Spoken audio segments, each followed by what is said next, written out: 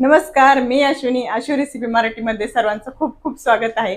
आणि आज अश्विनीच्या स्वयंपाकघरामध्ये बटाटा साबुदाण्याची चकली, उपवासासाठी चकली बनवणार आहोत. तर आणि अगदी वेगळ्या पद्धतीने चकली आहे. खूप छान होते, फुसकी होते आणि खूप छान अशी फुगते. चला तर मग बनवण्यासाठी काय काय साहित्य लागते आणि कशी पद्धत वेगळी आहे, कशी बनवतात ते बघूया. साबुदाणा चकली बनवण्यासाठी इथे मी साबुदाणा घेतलेला आहे, रात्रभर मस्त असा भिजवून घेतलेला आहे आणि खूप छान असा भिजलेला आहे. कमीत कमी आपल्याला 6 तास भिजवून घ्यायचा आहे. बघत असाल मस्त असा भिजलेला आहे आपला साबुदाणा. आणि त्याचबरोबर आपल्याला लागणार आहे अर्धा किलो साबुदाणा घेतला होता मी आणि 1 किलो बटाटा लागणार आहे. बटाटा छान उकडून साल काढून घेतलेली आहे. आता आपल्याला प्रथम साबुदाणा असा थोडासा शिजवायचा आहे. त्यासाठी मी एका गॅसवर पाणी ठेवून घेतलेलं आहे. पाणी बघत असाल तर मी आपल्या घरात जो नॉर्मल ग्लास असतो तो ग्लासने मी 1.5 ग्लास पाणी ठेवून घेतलेलं आहे. 1.5 ग्लास आपल्याला पाणी ठेवायचं आहे. आणि छान पाणी गरम झालं की आपल्याला चवीनुसार मीठ आणि मिरची घालायची आहे. मी मिरचीचा ठेचा करून घेतलेला आहे, तो घालून घेते. 1.5 चमचे घालणार आहे. आणि जिरं खात असेल तर जिरं वापरू शकता तुम्ही. मी जिरं खात नाही, मी वापरलं नाही. मस्त असं उकळी आलेली आहे बघत असाल तुम्ही. तर चवीनुसार मीठ घालून घेतलेलं आहे.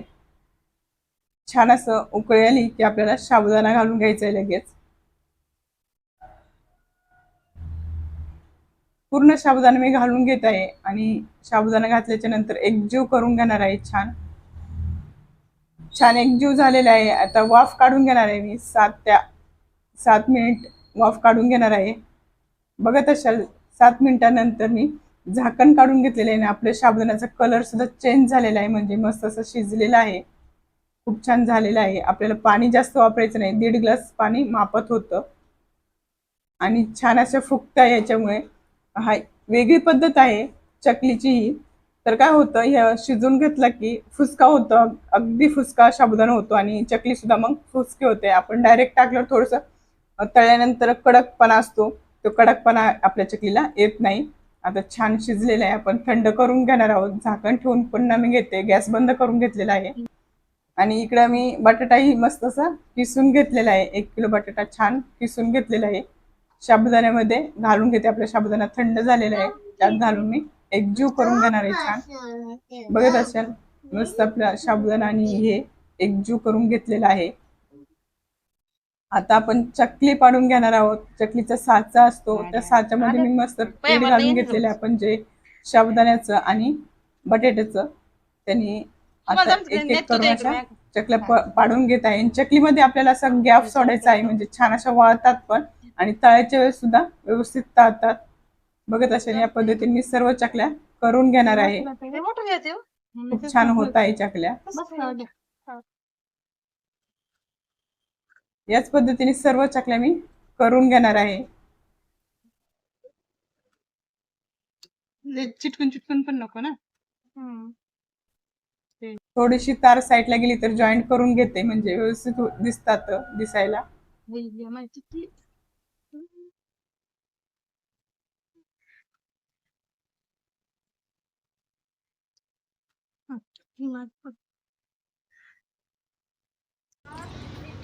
आणि याच पद्धतीने मी सर्व चकल्या अशा पाडून घेतलेल्या आहे. खूप छान अशा झालेल्या आहे. आता 2 दिवस आपल्याला छान कडक उन्हात ठेवून घ्यायचे आहे.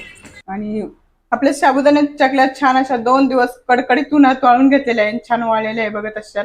आता आपण तळून घेऊया आणि तळून दाखवते मी. मस्त अशा फुगता आणि फुसक्या होतात. इकडे तेल तापायला ठेवलेले, तेल छान गरम झाले. आता चकली सोडून घेणार आहे मी. गॅस आपला फास्ट व्हायचा आहे, म्हणजे छान तळता. नाहीतर कमी गॅसवर काय होतात, कडक होतात आपल्या चकल्या. बघत असेल मस्त अशा फुगलेल्या आहेत, दुप्पट तिप्पट फुगलेल्या आहे. खायला सुद्धा तेवढंच भारी लागतं या चकल्या.